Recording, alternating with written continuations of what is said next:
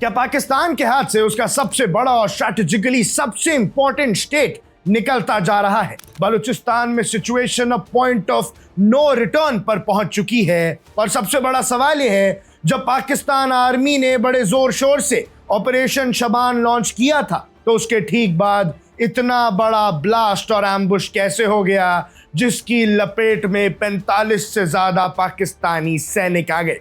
Pakistan intelligence का counter offensive पूरी तरह से फेल हो चुका है और अब बलूचों के आगे आसिम मुनीर और शहबाज शरीफ दोनों को झुकना पड़ेगा। दर्शकों, आज हम बात कर रहे हैं उस खबर की जिसने पाकिस्तान के पावर कॉरिडोर्स और रावलपिंडी के जीएचक्यू में कोहराम मचा दिया है। बलूचिस्तान से एक बेहद परेशान करने वाली रिपोर्ट सामने आ रही है।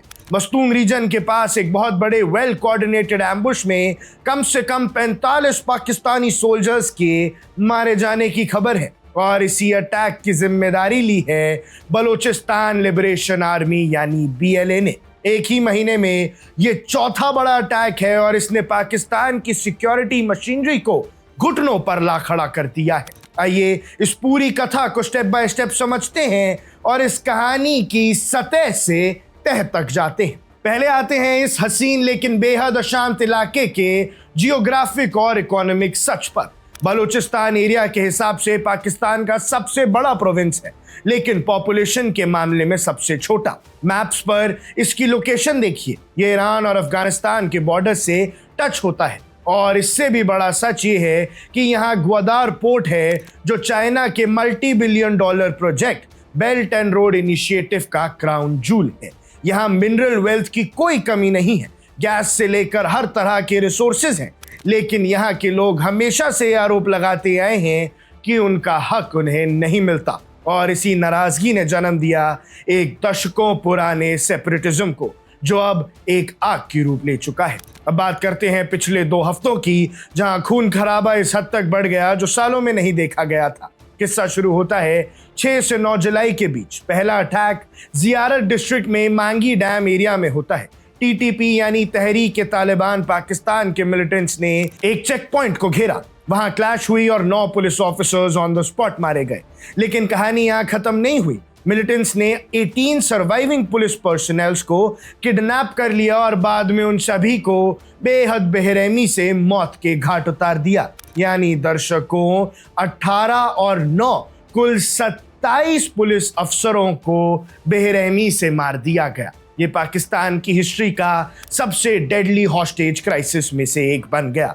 अब इसी झटके से पाकिस्तान संभला भी नहीं था कि अगले दिन 8 जुलाई को लसबेला डिस्ट्रिक्ट के N25 हाईवे पर एक और भयानक हादसा होता है। बीएलए के फाइटर्स ने पाकिस्तान आर्मी के एक बड़े कॉन्वे को एम्बुश कर दिया। पाकिस्तान आर्मी का ऑफिशियल स्टैंड था कि उनके 11 सोल्जर शहीद हुए जिसमें एक जूनियर कमिश्नर्ड ऑफिसर भी शामिल था। लेकिन दूसरी तरफ बीएलए ने मीडिया में क्लेम किया कि उन्होंने 17 सोल्जर्स को मारा और उनके हाई ग्रेड वेपन्स और इक्विपमेंट भी छीन लिए। इन लगातार अटैक्स के बाद पाकिस्तान आर्मी के सब्र का बांध टूट गया। उन्होंने इसी हफ्ते एक बहुत बड़ा काउंटर ऑफेंसिव ऑपरेशन डिक्लेयर किया जिसे नाम दिया गया operation Shaban. Pakistan army, frontier corps और बलूचिस्तान पुलिस ने मिलकर एक जॉइंट ऑपरेशन शेड किया जिसे एयर सपोर्ट और एडवांस्ड इंटेलिजेंस एसिड्स बैक कर रहे थे। यानी पाकिस्तान ने अपनी एड़ी चोटी का जोर लगा दिया।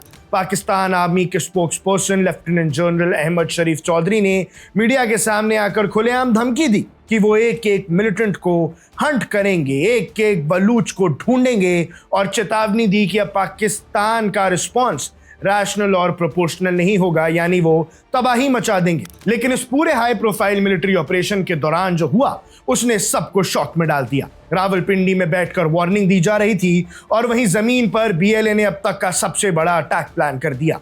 मस्तूम के पास सिक्योरिटी कॉन्वे पर एक और खतरनाक एम्बुश होता है।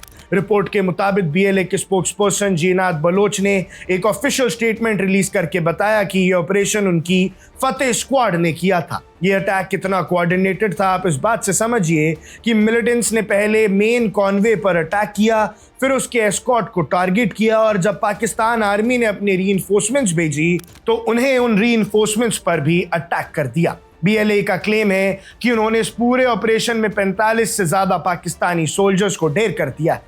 हालांकि आर्मी ने अटैक की बात मानी है, लेकिन कैजुअलिटी टोल पर अभी तक चुप बैठे हैं। अब इस पूरे सिनेरियो में एक बहुत बड़ा सवाल खड़ा होता है कि क्या पाकिस्तान का कमांड स्ट्रक्चर क्रैश कर चुका है। पाकिस्तानी मीडिया के मुताबिक अब एक 4 मेंबर कमेटी बनाई गई है जो इस सीक्वेंस ऑफ इवेंट्स को रिकंस्ट्रक्ट करेगी। वो ये जांच रहे हैं कि क्या ये कोई बड़ा कमांड फेलियर था, क्या मांगी डैम के पास सिक्योरिटी अरेंजमेंट्स में लापरवाही थी, और सबसे बड़ी बात, क्या डिफरेंट लॉ एनफोर्समेंट एजेंसीज के बीच कोऑर्डिनेशन का फेल होना इस तबाही की वजह बना। सच तो यह है दोस्तों कि जब तक पाकिस्तान अपनी अंदरूनी सियासत और बॉर्डर्स की जियोपॉलिटिक्स में उलझा रहेगा, तब तक बलूचिस्तान की जमीन पर सुलगती है आग बुझी नहीं पाएगी। ऑपरेशन शबान कितना कामयाब होता है ये तो आने वाले दिनों में और बड़े वायलेंट बैकलैशेस बता ही देंगे, क्योंकि अब बलूच पीछे हटने वाले नहीं हैं। बलूचिस्तान का गुस्सा इस हद तक बढ़ चुका है। दूसरी तरफ पीओके में प्रोटेस्ट है। आसिम मुनीर और शहबाज शरीफ हर तरफ से घिर चुके हैं। एक तरफ वहां कश्मीर उनके हाथ से जाएगा और यहाँ बलूच भी अपना अलग देश बना लेंगे। ऐसे में आपको क्या लगता है, आपकी क्या राय है? अगली वीडियो में मिलकर आप हमसे क्या जानना चाहते हैं हमें कमेंट सेक्शन में जरूर बताइएगा। तब तक आप ऐसे ही देखते रहिए वन इंडिया। मैं हूं आकर्ष Kaushik. Subscribe to One India and never miss an update. Download the One India app now.